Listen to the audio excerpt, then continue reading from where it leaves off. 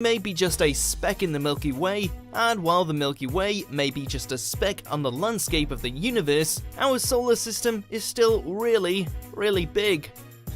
As we're sure you remember from grade school, the solar system is the group of local planets, asteroids, and other small objects that orbit our sun. Travelling outwards from the sun, we have Mercury, Venus, Earth, and Mars. After Mars comes the asteroid belt, a chaotic cluster comprised mostly of rock and metal. Then come the gas giants, Jupiter and Saturn, followed by the icy outer planets Uranus and Neptune. Beyond Neptune lies trans-Neptunian objects, including things like comets, dust clouds, natural satellites, and dwarf planets like Eris and Pluto. Finally, and far beyond everything else, there's the Oort cloud, a theoretical cloud consisting of space dust and debris that marks the solar system's end. While experts firmly believe that this cloud exists, no direct observations have been made of it. It's just too far away. But just how far does our solar system spread? What would you have to do to reach its outer edges? And how long would it take? Luckily, we have a nifty little device called Voyager 1 offering up a point of reference, traversing the outer reaches of our solar system as we speak. The Voyager 1 space probe was launched by NASA on September 5th, 1977, and is currently still travelling at around 35,000 miles per hour. It reached Saturn, its primary target, in November 1980. But on August 25th, 2012, nearly 35 years after launch, it made even greater history by becoming the first spacecraft to enter the interstellar medium, a fancy term for the space between star systems in a galaxy. More specifically, Voyager 1 broke from the reach of the sun's solar winds and entered into deep space. It's currently at a distance of 21.2 billion kilometers from the sun and is so far away from us that it takes a radio signal traveling at the speed of light roughly 17 hours to beam between the spacecraft and our home planet. Sounds like a lot, right? Well, while the monumental achievements of Voyager 1 should never be underestimated, we're still very far from making an even semi-significant dent in the solar system as a whole. It would take Voyager 1 another 300 years just to reach the inner edge of the interstellar Oort cloud, and up to 40,000 years to breach the cloud and finally break free from our solar system completely.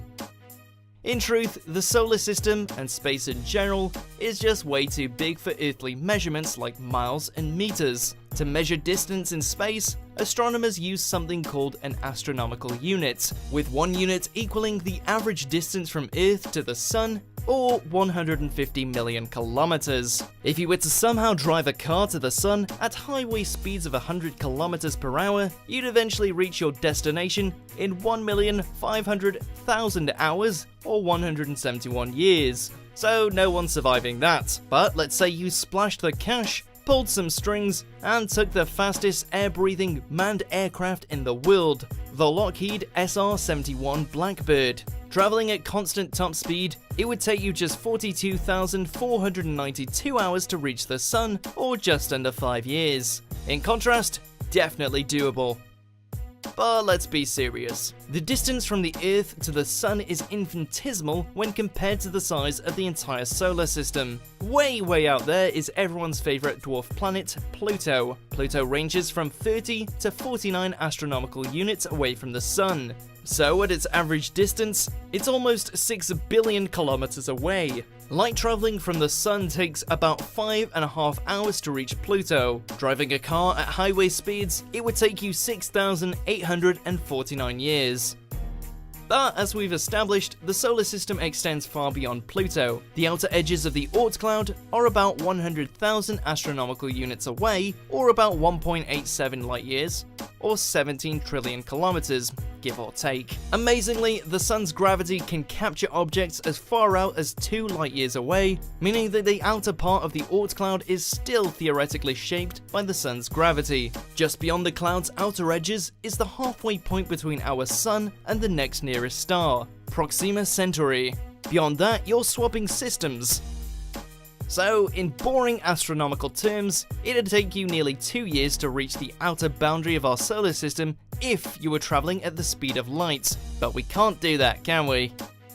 let's hop back into our hypothetical space car and go for the ultimate cruise. Hell, you know what? Let's do one better. Let's forego the standard highway driving and up the stakes. Let's pretend we're in the fastest street-legal car in the world, the Bugatti Veyron. And let's imagine we can travel at its max speed of 431 kilometers per hour. Heading for the Oort cloud, traveling at the top speed of the fastest car in the world, it'd be 4.5 million years before you finished your trip.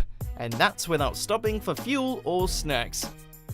Now let's again pilot the fastest ever aircraft, the Lockheed SR-71 Blackbird. The Blackbird's 8 times faster than the Veyron at top speed, so the trip does shorten. But it'd still take you an eye-watering 550,000 years to reach the fabled finish line. Finally, let's say we hitched a ride on NASA's New Horizons probe, which left Earth at a staggering and record-breaking 58,536 kilometers per hour. It took this probe 9 years to fly by Pluto, so even if it continues its unprecedented pace, it won't breach the Oort cloud for another 30,000 years or more. How long it takes to cruise the solar system depends entirely on what you want to cruise in. In just your standard supercar, 4.5 million years. In a high-tech spacecraft, 550,000 years. On a NASA probe, the fastest object ever launched from Earth, 30,000. No matter what you travel in, you'd be long dead and space dust before you'd even consider the Oort cloud. Of course, if you chose to travel at light speed, you're looking at around only 1,000 days. But A, that's impossible, and B, that's cheating. So yeah, the solar system's pretty darn big. And remember, it's just one small speck in the Milky Way, which is but a tiny grain in the grand scheme of the entire universe. So next time you're complaining about your daily commute, remember this video and relax.